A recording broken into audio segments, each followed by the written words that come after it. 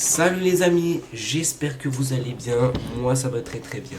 On se retrouve pour une nouvelle vidéo et une nouvelle vidéo avant match entre le match de Bilbao et le Paris Saint-Germain qui va se jouer le mercredi 10 décembre à Saint-Mamès. Voilà, dans un stade qui est pas facile à jouer. On a vu l'Atlético a perdu contre Bilbao ce week-end, donc je crois que c'était samedi aussi. Donc ils ont perdu ce week-end. Voilà, ils ont perdu. Donc voilà, j'espère que vous allez bien, j'espère que tout va bien de votre côté. C'est le cas, voilà. Je suis ravi pour vous, mais n'hésitez pas à liker, à vous abonner et à activer la cloche de notification. Merci à tous ceux qui m'ont liké, merci surtout, c'est très important. Abonnez-vous, ça soutient la chaîne énormément et merci à tous ceux qui le feront. Vous êtes, comme d'habitude, les boss et merci à tous ceux qui le feront. Voilà, au fur et à mesure qu'on va atteindre des paliers, je ferai quelques trucs et c'est normal. Donc voilà. C'est bon. Donc j'ai tout dit. Est-ce que maintenant vous êtes chaud? Et voilà, n'hésitez pas à participer aussi dans les commentaires pour dire votre avis. Voilà. Voilà, alors on va commencer par, comme d'habitude, on va le voir, il y a un plan, on va voir ce qu'on va voir ensemble. Et je n'ai pas fait la fiche de présentation de Bilbao, mais Bilbao, on va voir comme d'habitude tout ce qu'on fait, l'analyse des matchs, voilà, tout ça. On va voir que l'analyse des matchs pour Bilbao, j'ai pas fait, on va voir le pronostic aussi, mais j'ai pas fait de mercato et de trucs comme ça.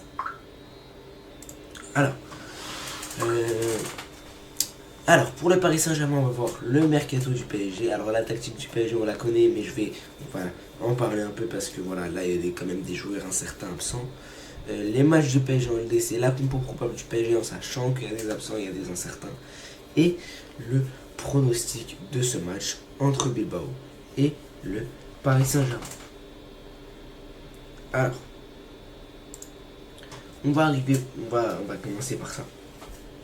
Alors, comme d'habitude, vous savez, le mercato du PSG, alors ça on va le faire dans cette vidéo et après on va plus le faire parce que voilà, il y aura des nouveaux joueurs, donc on va un peu actualiser tout ça. Mais vous avez compris quoi, s'il y a de nouveaux joueurs qui viennent parce que c'est en janvier, donc voilà, on va actualiser un peu tout ça. Donc, Zabarni qui est venu en été, Chevalier qui est venu en été. Alors Zabarni, je le rappelle, il est venu en provenance de Bournemouth. Chevalier est venu en provenance de Lille. Donc voilà, on a récupéré un gardien et un défenseur central. Et côté départ, on a eu le départ de Gigio, que forcément les mecs, personne ne s'y attendait au départ de Donnarumma. Moi-même, je m'y attendais pas le premier. Donc voilà, on a eu l'annonce comme quoi Donnarumma est parti et aller à Manchester City. Mais je sais pas trop ce que ça donne avec City, mais je vois que ça gagne quand même et que c'est assez bon. Alors après, oui, je vois aussi qu'il fait des erreurs des fois, mais je vois que c'est assez bon. Et voilà, apparemment Donnarumma, ça va. C'est assez correct, c'est assez bon. Donc voilà. Et Kolo Muani, qui est parti à Tottenham. On se rappelle, équipe contre qui on a joué en Super Coupe et équipe contre qui on a joué là, il n'y a pas longtemps, en Ligue des Champions. Kolo Muani nous a mis 2 buts, il nous a dégoûté. Moi je vous le dis, Kolo Muani nous a enfoncé 2 buts, ça aurait pu être bien pire. Donc voilà, donc Kolo Muani qui est parti à Tottenham et comme de par hasard, quand c'est nous, ça marque. Quand c'est contre le PSG, les anciens joueurs du PSG marquent. Bon après, ça va comprendre, il y a toujours une théorie que les gens marquent et tout. Voilà. Bon, ça c'est fait. Donc voilà pour les arrivées et les départs au PSG qui se sont effectués cet été. Mais voilà. Alors là on va le voir le match de l'Atlético contre Bilbao et on va un peu analyser tout ça. J'ai pas pris énormément d'images, il n'y a pas énormément de trucs, j'ai pas fait les flèches et tout. Mais là on va faire comme ça et dites-moi si vous préférez comme ça ou si vous préférez avec les flèches ou si vous préférez que je mette au moins la cam. Mais dites-moi ce que vous préférez dans ces formats-là. On essaie un peu tous les formats et vous me dites en commentaire. Comme ça, je sais quel format mettre, quel truc mettre pour que ça vous plaise plus. Alors, ici, voilà, on voit à la première minute et 50e seconde de jeu, un gros pressing de Bilbao. Vous voyez ici le joueur de Bilbao, c'est les rouges, hein, voilà. Donc vous voyez le pressing de Bilbao avec ici Nico Williams qui vient presser tout le bloc défensif qui s'étend pour presser l'Atlético. Alors attention parce que Bilbao peut te presser comme ils peuvent te laisser jouer. Ça dépend, je pense, du type d'adversaire, ça dépend de ce qu'ils veulent faire. Ils peuvent te presser. Mais ils ont un gros bémol, on va le voir. C'est un truc. Ils ont un gros bémol, gros bémol, gros bémol. Ils sentent beaucoup aussi. Nous, le PSG, bon, les centres, ça nous a pas trop fait mal. Mais voilà, faut être vigilant sur les centres. Mais on va voir un truc. Et après, on va débattre. Et après, on va voir ce qui peut poser problème à Bilbao contre le PSG. Alors, donc voilà. Donc là, il y a le pressing de Bilbao. Donc sur au black. Donc voilà, donc 2 minutes de jeu, déjà pressing, récupération haute de Bilbao dans le camp de l'Atlético. Donc ça vient après, voilà, donc ballon piqué, ça revient sur les pieds là-bas d'un joueur de Bilbao, je ne sais pas c'est qui exactement. Donc je vous ai dit, il centre beaucoup, donc il va centrer. Le joueur ici qui est en avant-centre, il va essayer de mettre une tête, mais il va pas réussir, donc ça va être pas cadré, ça va pas le cadrer. Mais là déjà, on voit que Bilbao est une équipe qui presse et qui ne lâche pas. Donc si elle veut te presser, ils vont te presser. Donc les mecs, attention à ça.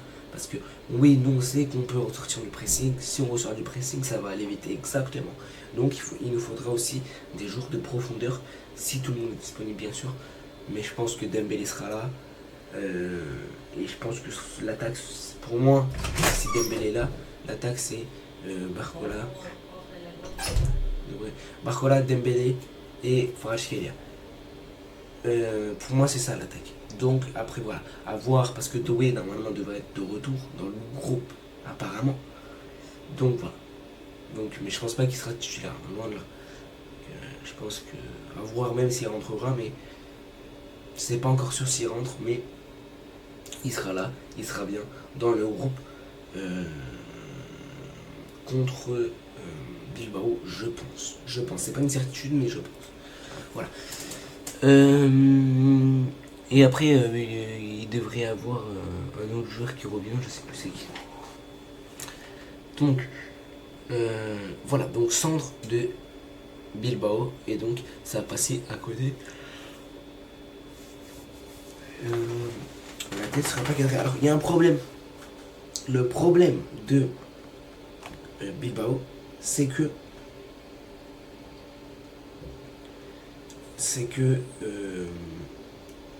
ils sentent beaucoup, ils ratent énormément d'occasions. Le mec, ça c'est important. Bilbao rate beaucoup d'occasions. Donc attention. Alors après voilà, c'est pas une équipe qui va venir te presser tout le temps, mais si tu arrives à ressortir de son pressing, tu peux être dangereux. Tu as les armes pour, on a les armes pour. Parce que, je vous ai dit, il faudra jouer sur la vitesse, sur les exploitations qu'on peut faire, mais il faudra jouer sur la vitesse. Moi, je vous le dis, il faudra jouer sur la vitesse. Voilà. Alors, là, à la 10e minute de jeu et 15e seconde, on voit encore le pressing de Bilbao. Et ça, je vous le dis, Bilbao est une équipe qui presse et qui est bien en place défensivement. Regardez là comment ils sont en place défensivement.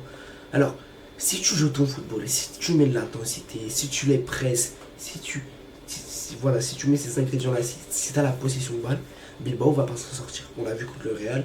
Le Real a joué son jeu. Bilbao ne sont pas sortis du jeu et ils ont très mal joué. Et ça a été un cauchemar, un enfer pour Bilbao. Donc si tu les presses comme ça, si tu joues comme ça contre Bilbao va pas s'en sortir. Si tu mets ta tactique, ton jeu, ton truc. Mais là, je pense que l'Atlético, soit ils n'arrivaient pas à ressortir du pressing, soit l'Atlético avait du mal à la construction. C'est un des deux trucs. Donc voilà. Donc là, il y a une interception de la part de Bilbao et ça va aller très très vite vers l'avant parce que il va intercepter la balle, il va faire une passe, ça va aller très très vite. Voilà. Passe. Non, enfin, c'est un centre. Là-bas au joueur qui est tout seul dans l'axe. Donc, centre, il va frapper à côté.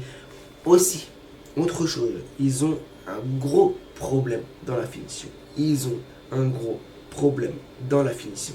Ils ont un très gros problème dans la finition. C'est pas la première fois qu'ils font ça. Bilbao a un très très gros manque d'efficacité. Ils ratent beaucoup d'occasions. Après voilà, ils vont en mettre aussi, mais il leur faut beaucoup d'occasions pour marquer. Et donc ça peut nous faire du bien. Nous, on peut en profiter parce que nous, le PSG, il ne faut pas énormément d'occasions. Mais il va falloir jouer notre football, il va falloir être agressif, il va falloir mettre de l'intensité, il va falloir mettre de l'envie. Parce que si on fait le match qu'on a pris du coup de Monaco et le match qu'on a pris du coup de Tottenham, moi je vous le dis, ça ne va pas le faire.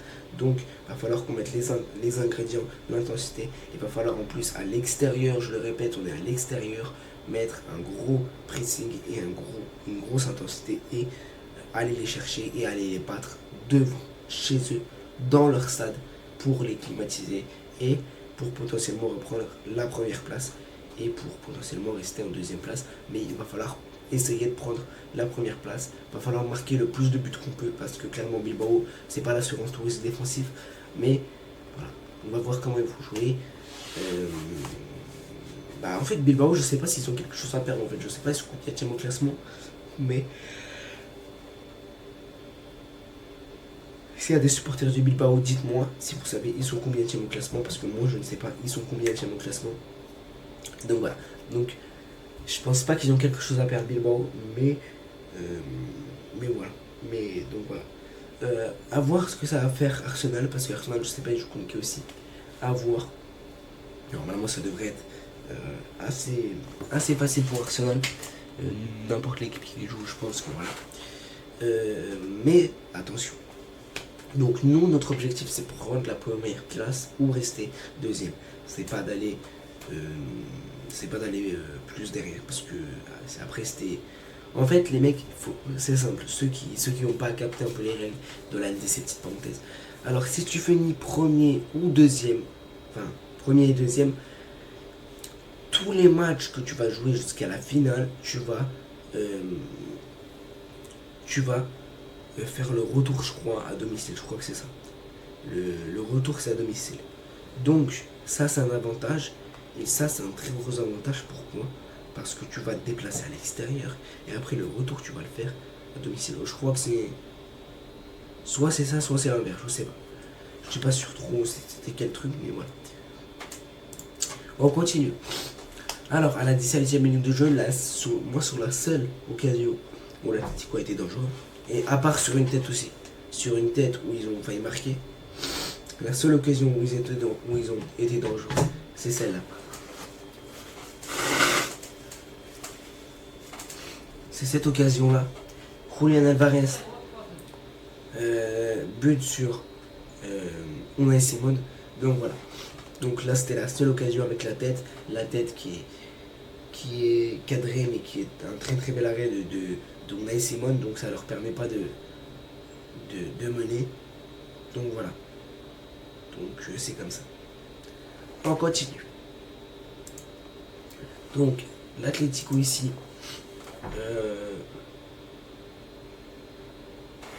L'Atlético ici va rater, comme je vous l'ai dit et je vous l'ai déjà dit, l'Atlético rate beaucoup.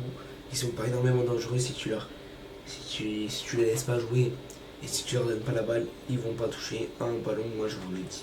Donc il va falloir être très très costaud, il va pas falloir leur laisser un ballon parce que voilà, on sait ce que ça donne si tu leur laisses un ballon, enfin ils vont te presser et à la fin après beaucoup d'occasions ils vont peut-être réussir par marquer.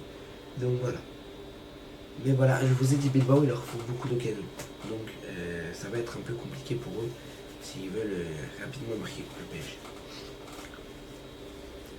Donc, on continue. C'est la dernière image. Alors là, on est à la 84e et 10e seconde de jeu. Là, on voit que sur une action, ils peuvent se punir. Magnifique passe de Nico Williams, il était sur le côté. Il a vu son coéquipier en train d'arriver, magnifique passe, il a servi et magnifique reprise et magnifique but aussi. Le but exceptionnel, la frappe est imparable. Oblak peut quasiment rien faire. La frappe est trop forte pour l'arrêter, pour être arrêté. En plus, c'est proche. C'est quand même assez proche, mais c'est pas hyper proche aussi. Donc voilà, donc la frappe est bien placée, elle est forte. Et voilà, donc ça fait 1-0 pour Bilbao. Et l'Atlético perd ce match à San Mamés. Donc c'est pour ça que je vous dis qu'il va pas falloir les laisser imposer leur tactique. Va falloir jouer, il va falloir mettre de l'intensité parce que c'est quand même Bilbao en face. Même si c'est une équipe qui a du mal en ce moment, même si c'est une équipe qui est pas énormément dangereuse. Et sur coup de pied arrêté aussi, c'est pareil, c'est pas énormément dangereux. Donc là, sur ce point-là, normalement, on devrait être tranquille. Et voilà, on ne sait jamais. Donc, prenons des précautions. Alors, les matchs du PSG en LDC, quel match on a fait? Donc voilà, on a joué d'abord contre Atalanta, on les a battus 4-0. Alors, j'ai pas mis le match contre Tottenham. Peut-être que je vais le mettre, mais pour l'instant, je pas. Donc, on a joué contre Atalanta, on a joué contre le Bayern, on a joué contre le Barça, on les a battus 2-1 et on a battu Leverkusen 7-2. Ensuite, on a perdu 2-1 contre le Bayern Munich et on a gagné 5-3 contre Tottenham. Voilà. Voilà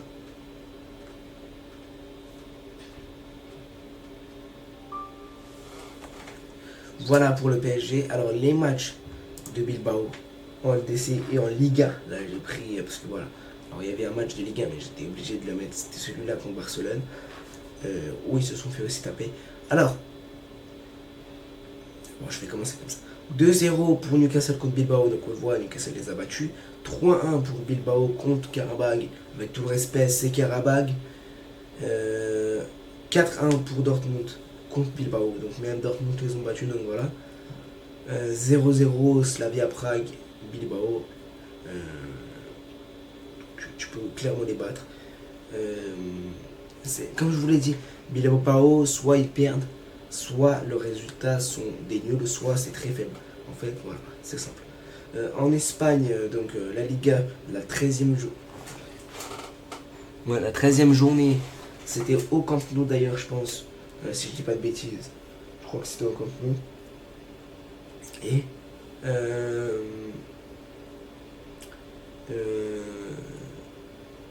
donc Barcelone a gagné 4-0 contre Bilbao. Et en Ligue des Champions, la première journée, Arsenal a battu 2-0 l'Atlético de Bilbao. Donc voilà, donc on voit que Bilbao c'est pas exceptionnel, on voit qu'ils ont pas mal de défaites et ça galère un peu.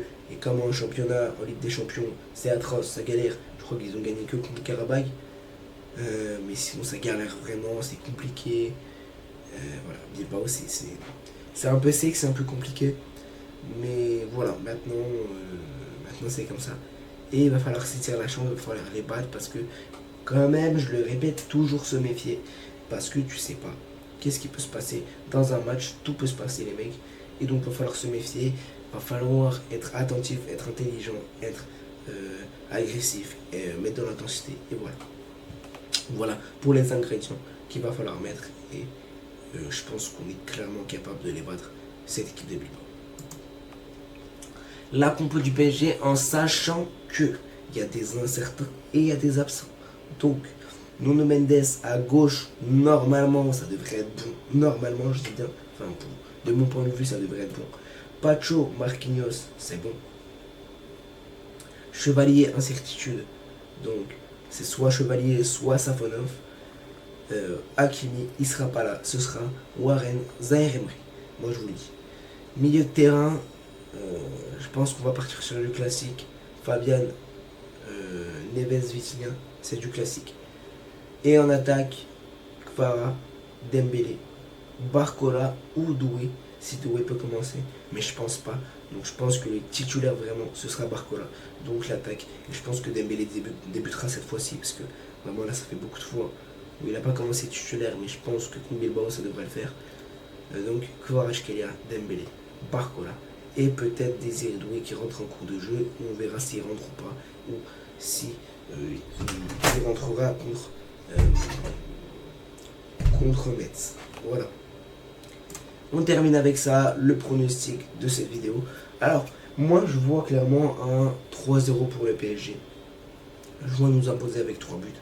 Voilà, je vois quand même une belle victoire. Je vois 3... Non, allez, je vais dire 4-0 pour le PSG. Je vais dire 4-0, je vais rajouter un but. Voilà, donc je vois beaucoup de buts, mais je vois quand même faire... Je vois faire un clean sheet. Parce que comme je vous ai dit, Bilbao, si tu joues et tu les laisses pas jouer, ça peut être très compliqué pour eux. Et donc, voilà. Voilà pour moi les mecs, c'était tout pour cette vidéo. Elle a été courte, pas comme les autres vidéos avant le match. J'espère que voilà, les vidéos courtes, soit elles vous plaisent, soit vous aimez plus les vidéos longues. Dites-moi ça aussi en commentaire. Voilà, vous êtes les boss. Merci à tous ceux qui ont liké, abonnez-vous et qui vont partager. Activez la cloche.